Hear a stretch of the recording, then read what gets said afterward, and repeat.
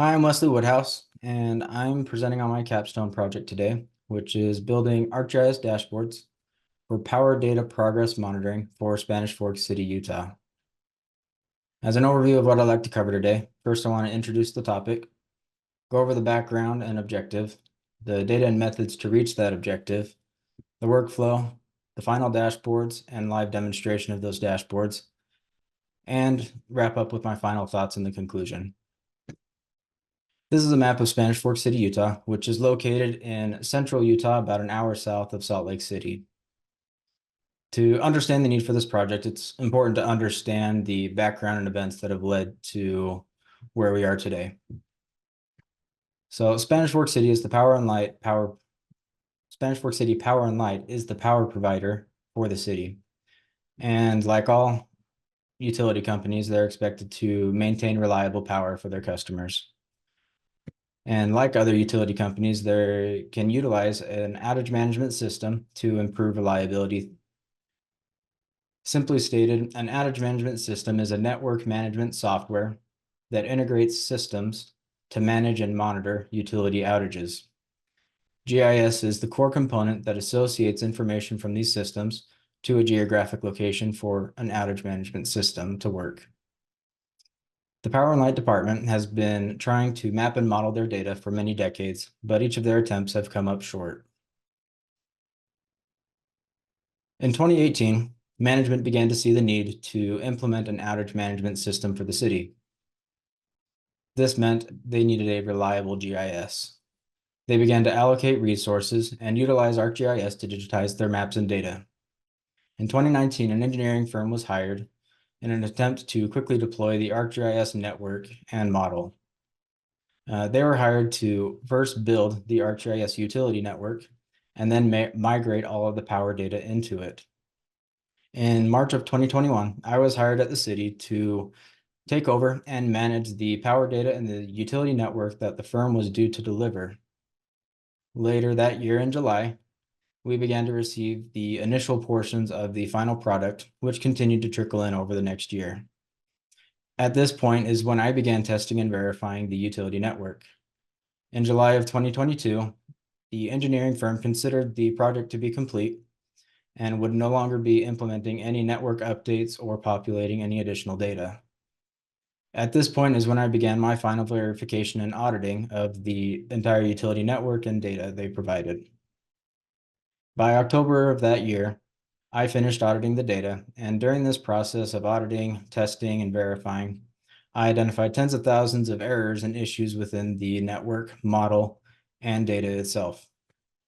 Because of how problematic the data is, I found that it would be quicker and easier to rebuild the network from scratch instead of trying to fix the data that we received. Since then, through today, I've been working on rebuilding this network, and the project is anticipated to be completed by December of 2025. In summary of this background, since 2018, Spanish Fork City has been pouring money and resources into migrating and digitizing its power and light data within the ArcGIS utility network. The city was under the impression they would have a functional model in 2022. Because of the inadequate product delivered, the city has subsequently had to continue spending additional time, money, and resources to complete this project. This brings us to the problem today. To justify continued funding for this project, city management needs a way to understand the state of the power and light data. Not that the funding for this project is in question, but rather there needs to be accountability for the resources that have been utilized. So my objective for this project was to create a series of dashboards to illustrate the progress of correcting the power and light data. That begs the question of, how do you track the progress of correcting the power and light data? Because it would be quicker to rebuild the network from scratch, it would make sense to compare what was initially received, that initial erroneous data, with the current data. The data is located in two separate geodatabases. One is a file geodatabase, which is meant to be a snapshot of the data at the time of delivery, where the current data is an enterprise geodatabase housed on the Spanish Fork City server and is published as a service. Because of the various stipulations and requirements for the city, We thought the most elegant solution to track and compare the data would be to track aggregate data counts for each key indicator type in a polygon feature class. This polygon feature class is the data progress areas feature class, and initially all the fields were empty and needed to be populated. Where the initial data is static, scripts and field calculations were used to populate each of those fields. The current data is in constant flux, so attribute rules were created, which monitor the various feature classes to ensure the data counts remain current and accurate. With all of the fields populated, I then moved to designing the layers in ArcGIS Pro so I can publish it out as a feature service. All of the various customizations and settings with queries, pop-ups, labels was all done in ArcGIS Pro, and again was published as the feature service.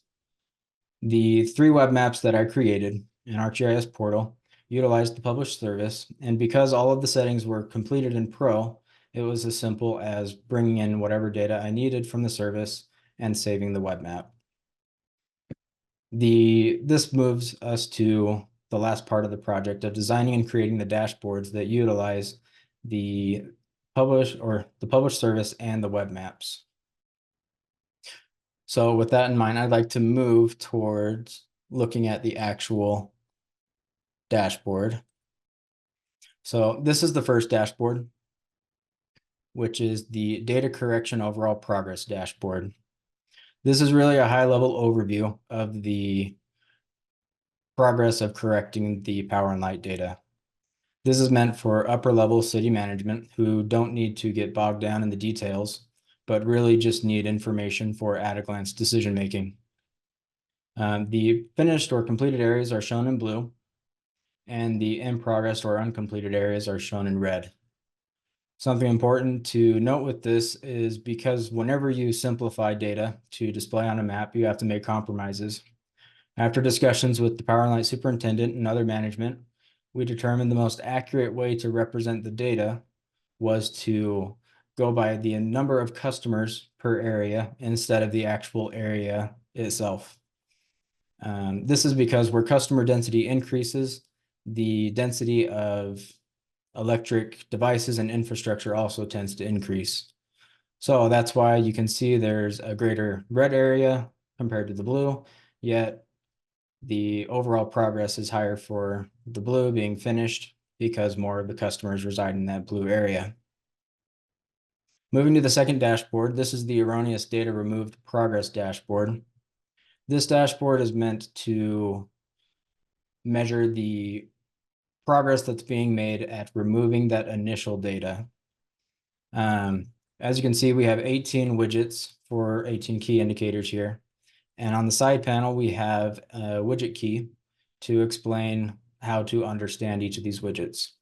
So the feature type or key indicator is shown in white, and in orange is the removed of the initial data, meaning that for the junction boxes, 1,800 of the 3,791 junction boxes in the initial data have been removed for the city. If we zoom in, we can look at some of the geographic areas and some of these grids. And we have a tool here where we can begin to select areas of the grid. Each of the widgets will update to reflect what's been done in that area. And you can also select multiple areas. This will allow users to drill down and look at specific areas of the city or specific key indicators.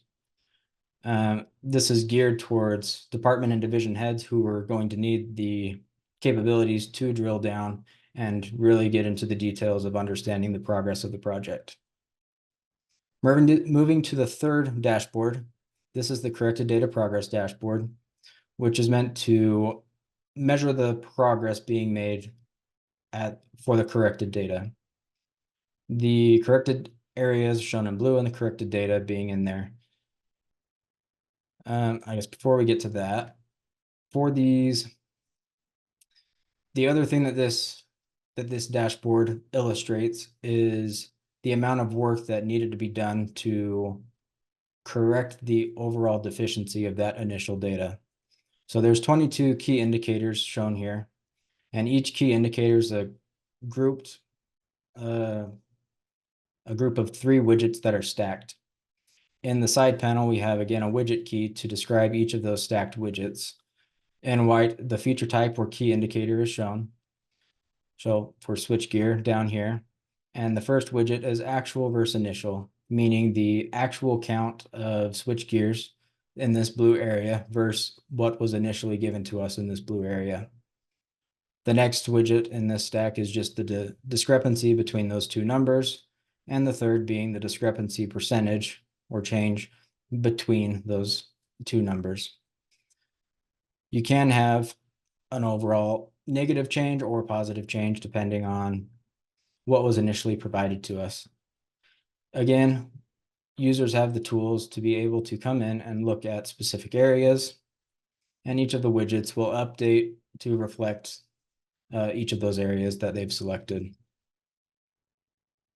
Again, this dashboard is meant for department and division heads who would need to drill down and really look at specific key indicators or specific areas as they strive to understand the overall progress that's being made throughout the city. Going back to the slides.